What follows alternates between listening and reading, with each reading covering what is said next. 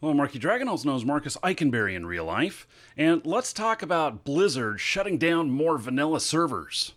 Oh my.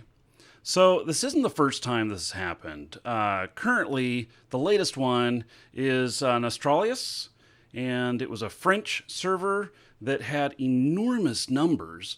What they did was they put up a vanilla experience of WoW. They put up their own server, and it was in the vein of Blizzard's, World of Warcraft, or yeah, World of Warcraft.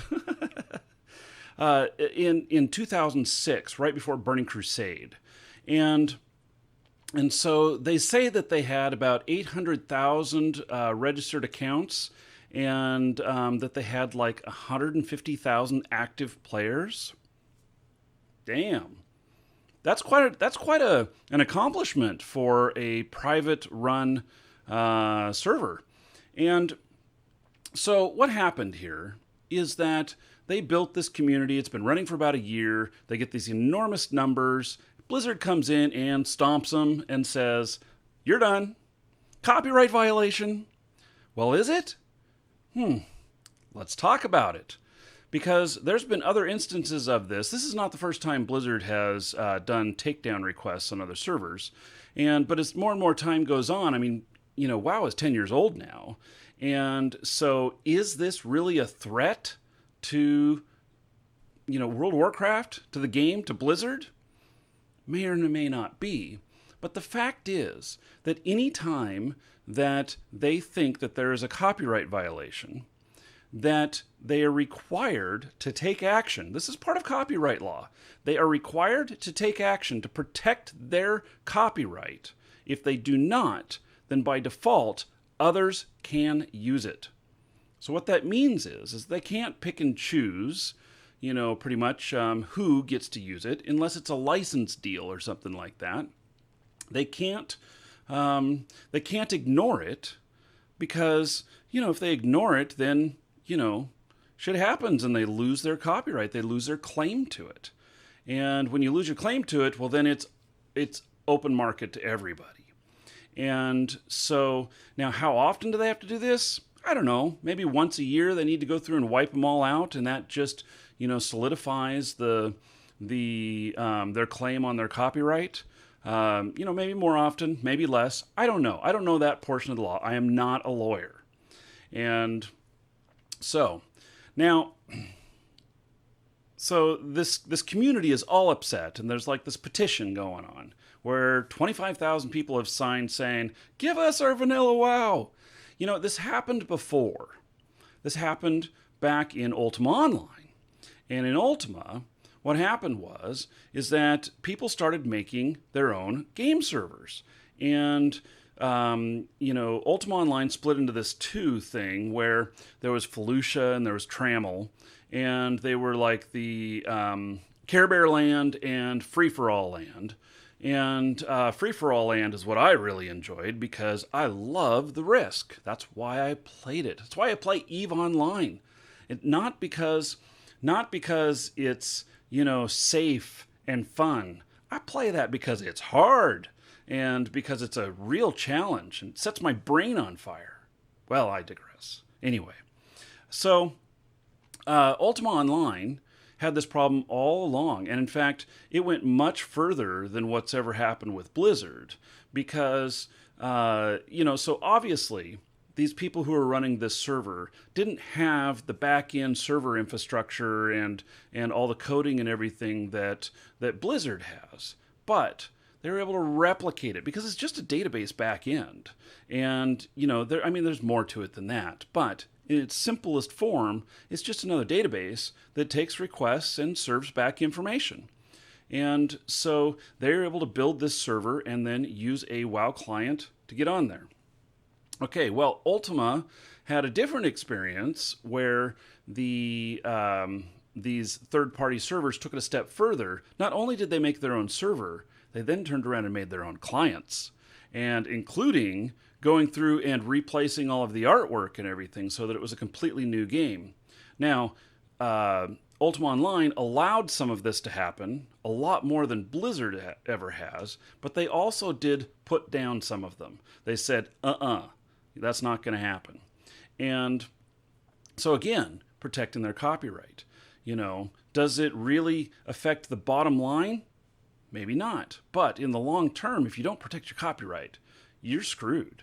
So, coming back to the WoW thing here, I don't see anything in what I've been reading about this that they recreated all of the artwork and everything. I think that they're using a very close version of the original client and everything. And even though it was wildly popular, it's got to be shut down. It has to be.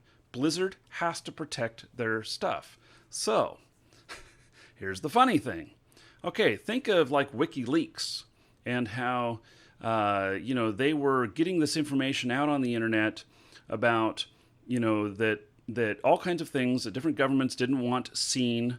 And so what did they do about that? Because they kept getting shut down, they went into a distributed method where you couldn't really tell where the information was being hosted.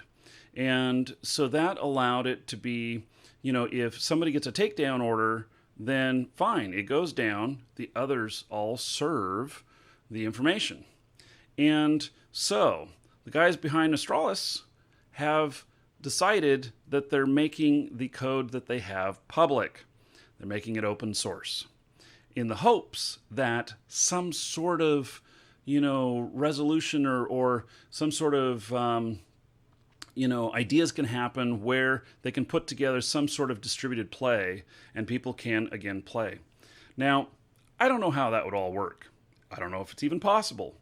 I think it's possible. I know that, like, one of the things that's interesting about Shroud of the Avatar right now is that while you connect to a game server, part of the other people's play experience is based upon horsepower of your machine. Almost like a BitTorrent type thing, except BitTorrent is just for, doing files between each other. And so this is a little bit more, maybe more like of a blockchain type of thing where processing is happening for the game world on other people's machines who are connected and playing. And it's a very kind of new idea.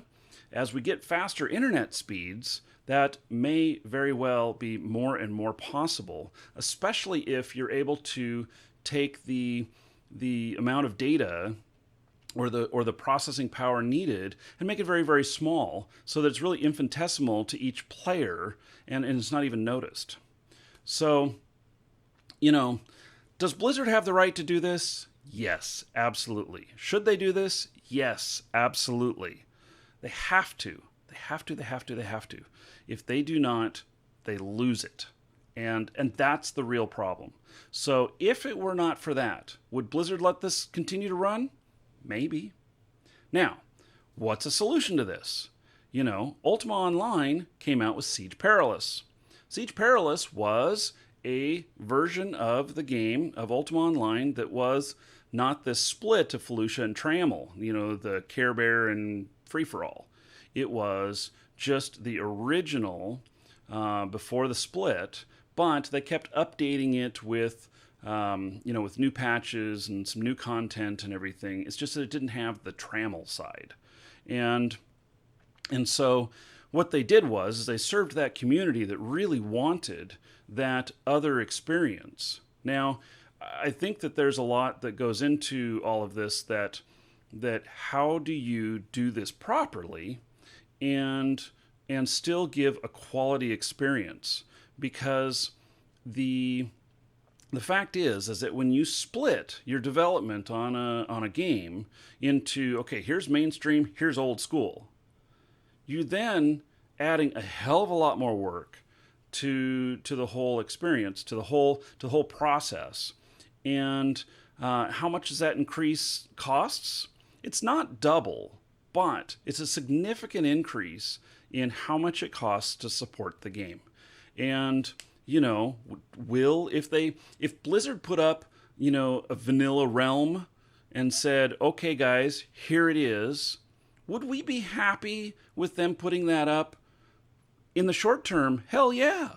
I mean, I might even think about playing again. I might even think about firing up my account because WoW sucks now. And I had a hell of a lot of fun in it previously. But as technology changes and everything, how do they do things like defeat bots? How do they deal with things like people running out of content? And how do they deal with things, that technology updates that need to happen? Can you keep that pure vanilla experience and still keep up with those? The answer is yes. I'm sure it can be. But is it business viable to do that? That's the question. So, now, what would I like to see? I think that it's proper that this company was, or this group was told to take this down. I would love to see Blizzard explore the idea of giving us that vanilla experience again. Would I come back for that? I would subscribe for at least 1 month to come back and see that and see how it felt. And if it was fun, I'd stick around. So that's just my 2 cents. Anyway, I'm Marky Dragon. Take care.